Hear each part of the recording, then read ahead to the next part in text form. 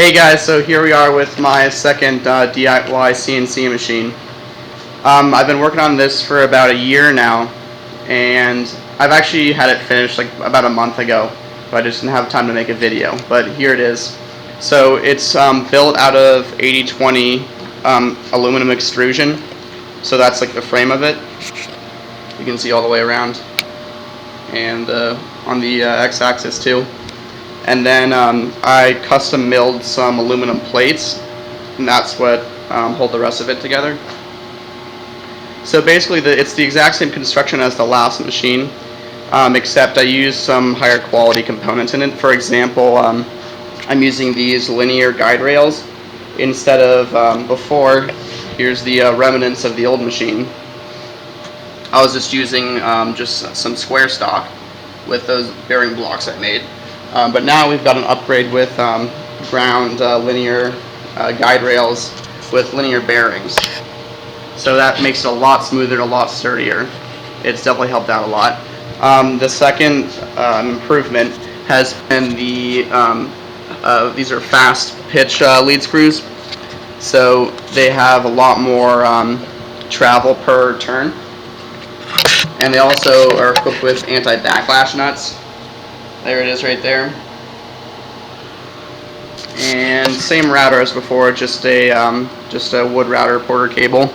I've also got some new stuff as far as cutting goes. I've got a Think and Tinker collet. So these are a lot higher quality than like the collets that it comes with. A lot less run out. And I've got some carbide bits here. So we're going to just test out a little engraving I was making with it.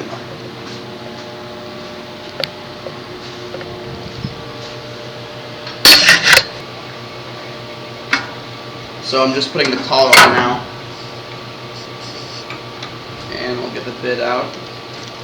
These are little tiny bits for engravings. You need really tiny diameter bits for the fine detail. So there we go.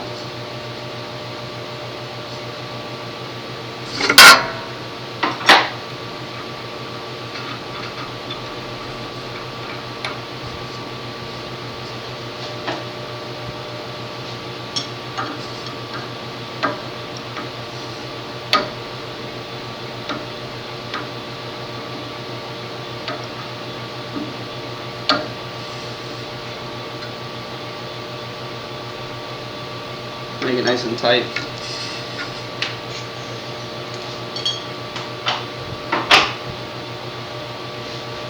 Alright, so now it's in there. Very little run out on these. This is a standard precision one, but they can make them as low as, I think, maybe 1 or 2 10,000ths of an inch of run out, which is pretty good. Alright, so let's just see it moving around a bit now. I've got also a Mach 3 loaded up on here, same computer, same electronics box, except I did have to add a second driver for the y-axis. So there's the original 3, if you can see that, it's kind of dark right there. And then I added a 4th, same breakout board, and same power supply and such. Alright. So the reason I had to add that was because one problem I was having on the old machine is there was only one motor and lead screw for the y-axis, and that was causing it to have a lot of torquing over here on the other side because the screw was driving it from the middle, and there was just way too much space from there to where it was sliding. So now I've got a motor on this axis on that side and a motor on that side, and there's nuts on both sides obviously. So that made it a lot sturdier. Not having many problems with that anymore. So I'm just going to jog it around. It's also quite a bit faster now because of the lead screws that I used, which have much, I told you, much higher pitch, which is nice for rapiding.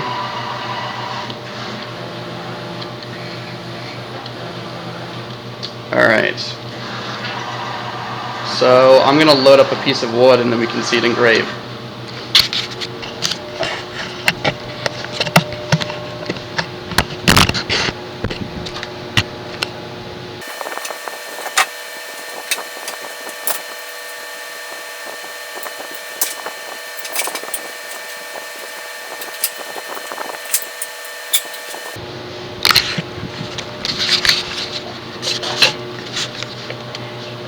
Alright, so there's our G code right there. It's just a treble clef.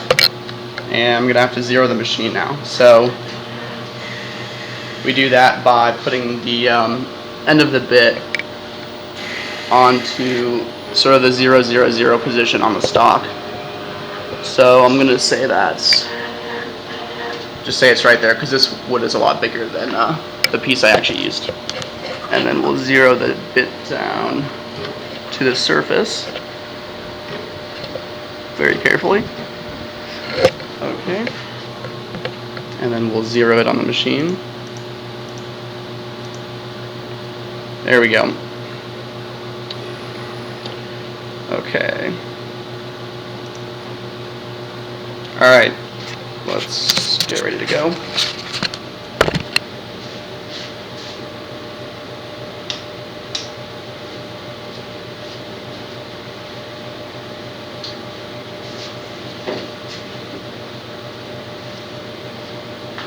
I've got the same speed controller on the router that they did before. It's just this is actually a fan controller, I think, but it's basically just a rheostat, I'm pretty sure. So it just controls the amperage of whatever device is on it. So putting on variable, and I mean it's wood, so you can just put it on full speed. But if you were cutting metal or something, you'd go down to. I did a few tests before. You can see here is the piece. It was doing okay. I was able to cut this circle out. This is 1/8 inch, I believe. I tried running some G code to cut out something more complex. Not all of this, just this little piece right here.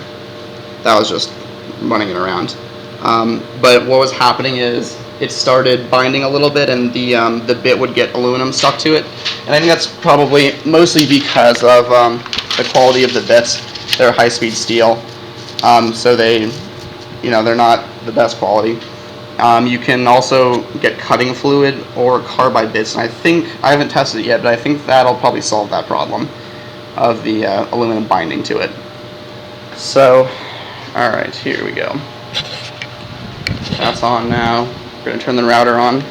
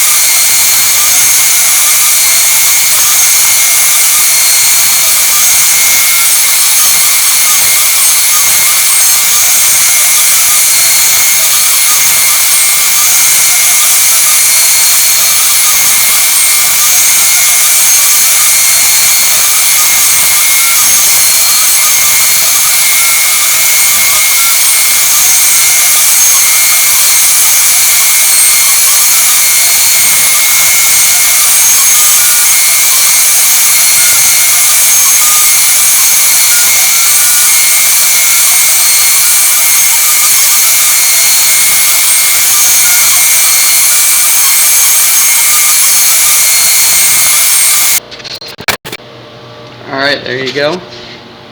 There's the engraving.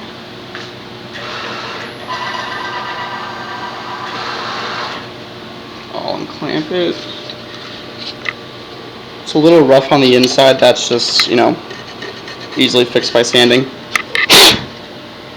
So here is the actual carving I did. This one is sanded quite a bit. That's the final product there.